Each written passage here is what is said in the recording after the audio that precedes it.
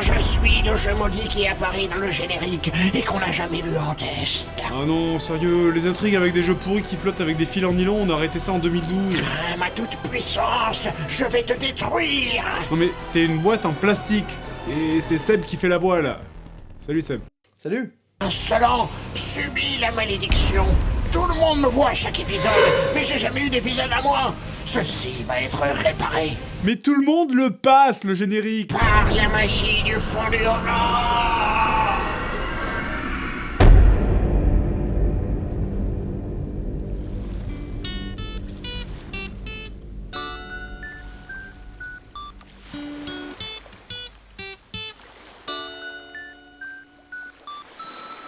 Un, deux, trois, quatre.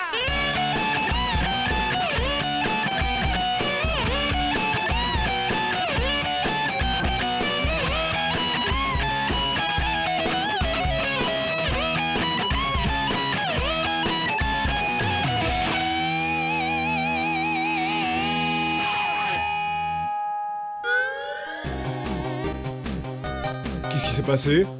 Pourquoi l'image est en tout petit? Pourquoi c'est déformé? Et pourquoi c'est moche et dégueulasse? Et pourquoi quand je parle fort le son il sature? Je crois qu'on est retourné en 2010. Oh putain, ma voix, merde. Putain de merde, ok, tu le veux ton test? Tu vas l'avoir. C'est pourquoi je fais cette tête?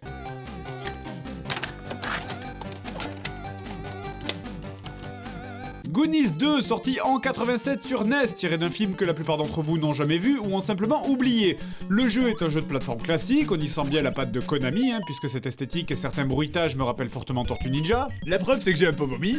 Le jeu alterne globalement entre deux phases, celle vue de côté, classique, plateforme, et les phases en première personne à la manière d'un Vendredi 13. Et donc votre but est de retrouver les autres Goonies. Et ce jeu, mais putain! Il est très bien, c'est quoi le problème? Je veux dire, ok, c'est extrêmement dur, surtout quand il joue enfant, et le jeu est assez confus parce que dans les passages à la première personne, tu es obligé d'utiliser chaque item sur chaque mur pour pas louper un truc caché. Évidemment, c'est super lent. Mais à part ça, bordel de merde, mais c'est pas un mauvais jeu! Putain de merde! Mais pourquoi tu m'as mis là? Attends, on t'entend pas là. Merci. Je disais, mais pourquoi tu m'as mis dans le générique alors? Si je suis bien. Mais fais pas chier, putain, je l'ai monté en 20 minutes le générique! Eh bien, tant pis pour toi. Tu ne retourneras jamais en 2016 tant que tu n'auras pas testé un jeu. Tu peux me remettre dans l'étagère, s'il te plaît? Oh, bah je suppose que j'ai pas le choix. Qui est volontaire? Je suis moi aussi un jeu maudit. Hey, Et ta gueule, ta va que tu... Expert sur Mega Drive, sorti en 96, édité par Rabalone, connu pour... Expert. Ce jeu est un spin-off de Eternal Champions Challenge of the Dark Side sur Mega CD, lui-même une suite de Eternal Champions, un jeu de baston relativement moyen sur Mega Drive. On y retrouve dans les deux jeux le même personnage central, Shadow, dont on parlera plus tard, et surtout un putain de pavé de texte. Waouh! Hey! Non mais les mecs, c'est un jeu de baston! Personne va lire ça! Donc allez, revenons à Expert, alors pour commencer, l'histoire. Après la reformation de l'Union soviétique en 1995, un consortium militaro-industriel renverse les gouvernements mondiaux pacifiques avec à sa tête 3 pays diaboliques. La Suisse, le Brésil et la Corée. Mais c'est des pays pacifiques! C'est ce que nous voulions vous faire croire.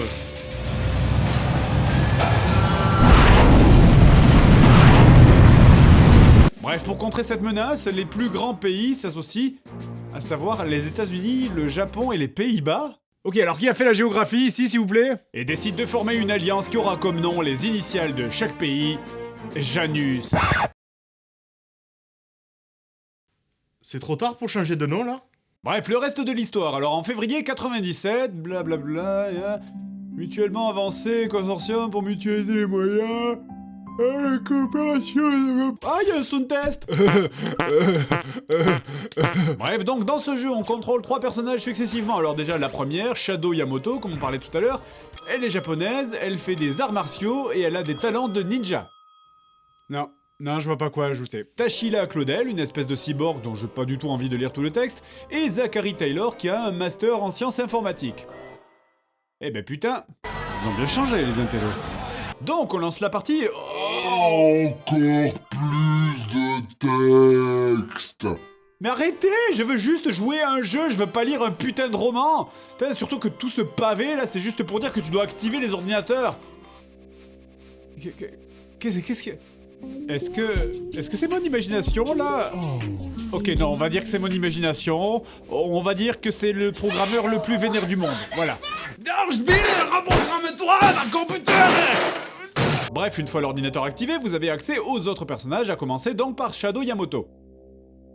Putain, c'est une espionne, ça? Punissez-moi, maîtresse. Oui, alors, je dis pas, entre son look à elle et Ashtil qui ressemble à une espèce d'obscure héroïne de comics oubliée depuis les années 50, et qui a en plus visiblement une énorme envie de faire caca, ou alors qui est testeuse pour le plus gros tampon du monde, je sais pas. Bref, donc une fois que vous avez accès à tout le monde, c'est l'heure de faire vos premiers combats. Les ennemis sont indiqués en rose hein, sur la carte. Waouh.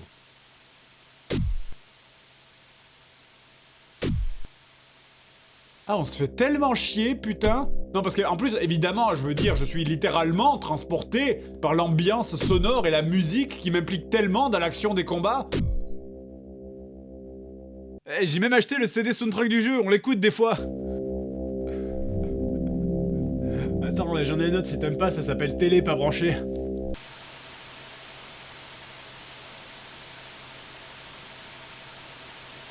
Le gameplay des combats est tellement raide que je dirais pas qu'il a été codé par quelqu'un avec un balai dans le cul, mais par le balai lui-même. Enfin, donc vous avez un éventail de coups divers, hein, coups de pied, coups de poing, vous pouvez aussi tirer à distance, mais quand vous avez l'arme sortie, vous ne pouvez plus bouger, évidemment. Et, sérieux, c'est quoi ce rayon de lumière quand les ennemis meurent, là? 50 pages de texte et ils ont oublié de préciser qu'il y a un mec qui peut désintégrer les gens à distance. Alors concernant le jeu, basiquement, hein, c'est juste maintenance et entretien de bâtiments, le jeu vidéo. Je veux dire, ce jeu ne consiste qu'en une seule et unique action, c'est se balader dans le complexe, prendre l'ascenseur et réparer des trucs. En fait, pour être plus précis, le temps dans le jeu évolue en temps réel, et au fur et à mesure que le temps passe, des événements vont arriver, vous allez devoir y remédier, genre, attention, il y a un problème de clim au 4e étage. Un travail pour Janus. Attention, quelqu'un a vomi au 6e. C'est un travail pour Janus.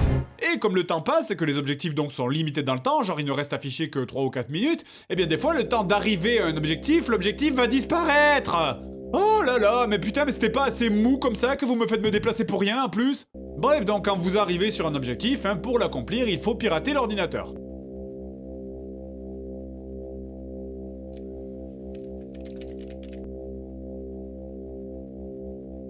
Oui, bonjour, je vous appelle concernant la facture de janvier.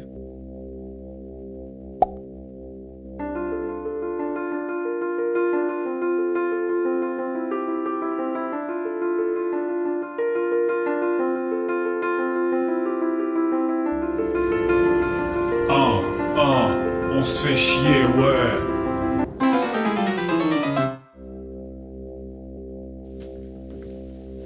Shadow active. Ben voilà, j'ai pas vu le temps passer. Ah ben super, deuxième objectif maintenant.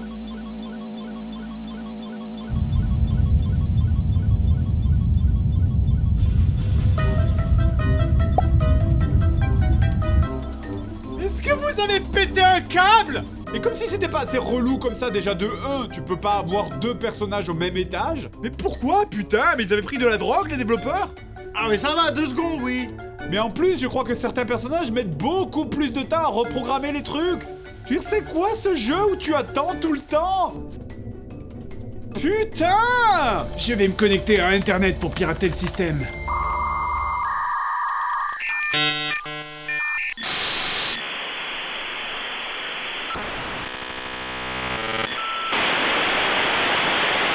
Et c'est pareil pour les ascenseurs, sur n'importe quel jeu, tu appuies, le truc arrive, et ici, non, ici, il faut attendre.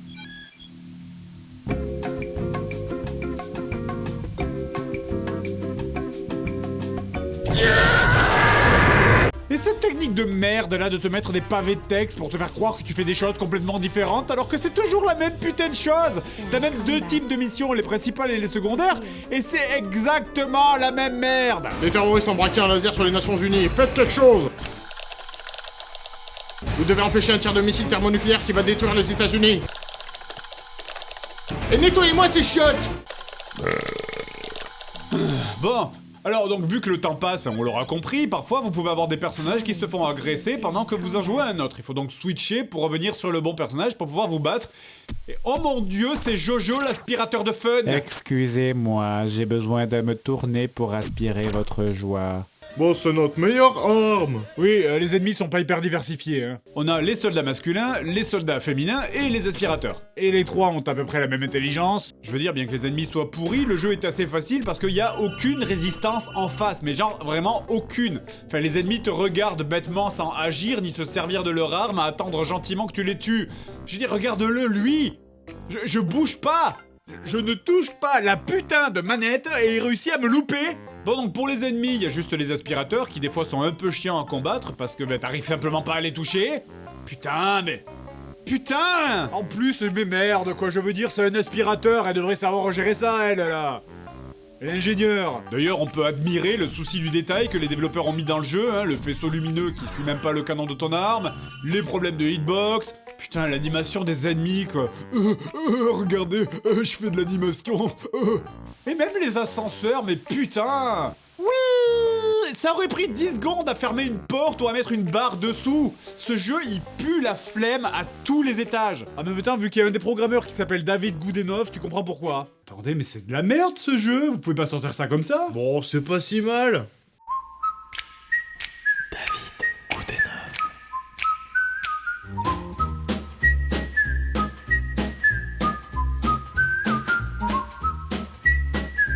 David Goodenough. Bref, alors donc après avoir fait environ 50 allers-retours à tous les étages pour pianoter sur absolument tous les putains d'écrans du monde, vous finissez la première mission en environ 1 heure. Et quand je dis 1 heure, hein, c'est 40 minutes de ça. Et 20 minutes de ça. Bref, le jeu vous donne un mot de passe et la mission suivante commence. Oh, laissez-moi deviner, est-ce que ça aura un rapport avec pirater des ordinateurs? Chercher dans la base de données, blablabla. Bla, bla, bla. Mais sérieusement, mais rendez le jeu, putain! La mission 2 te demande de pirater des ordis. C'est exactement la même chose. Et en plus, exactement dans le même endroit. Ah non, pardon, excusez-moi, il y a une différence. Et sérieusement, devinez laquelle. Allez-y, devinez laquelle.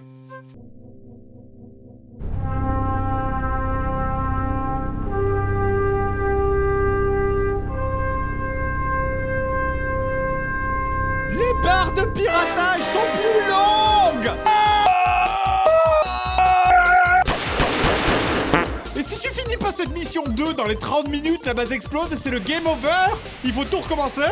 Mais c'est fou que ce soit un jeu qui te demande d'aller vite alors que le jeu est ultra lent. Mais qu'est-ce que je peux faire là? Bah allez, joue plus vite. Mais je peux pas là, je fais rien, j'entends. Mais qu'est-ce que tu veux que j'aille plus vite dans un jeu où 80% du gameplay c'est se toucher les couilles sur un écran fixe? Bah je sais pas, attends plus vite. Allez, stop, ça suffit, ce jeu est une poubelle trouée qui sent la pisse et le vinaigre. Ce jeu, c'est un des pires jeux que j'ai vu en 7 ans d'émission. Sincèrement, j'aurais pu regarder ce caillou pendant des heures, je me serais moins fait chier. Mais le concept entier du jeu, c'est de regarder des barres pendant des heures, mais allez vous faire foutre. Et celle-là de barre, tu la vois? Tiens, mais puisque c'est une vidéo à l'ancienne, on va finir à l'ancienne aussi. Regardez, je suis un informaticien, je reprogramme la Mega Drive, moi aussi.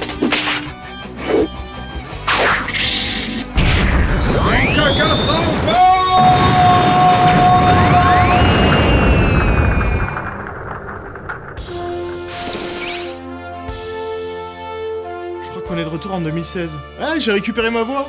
Eh ben, je suis bien content d'être revenu parce que bon, les intrigues à base de jeux pourris qui flottent dans les airs, bon, c'était un peu n'importe quoi quand même, hein, à l'époque.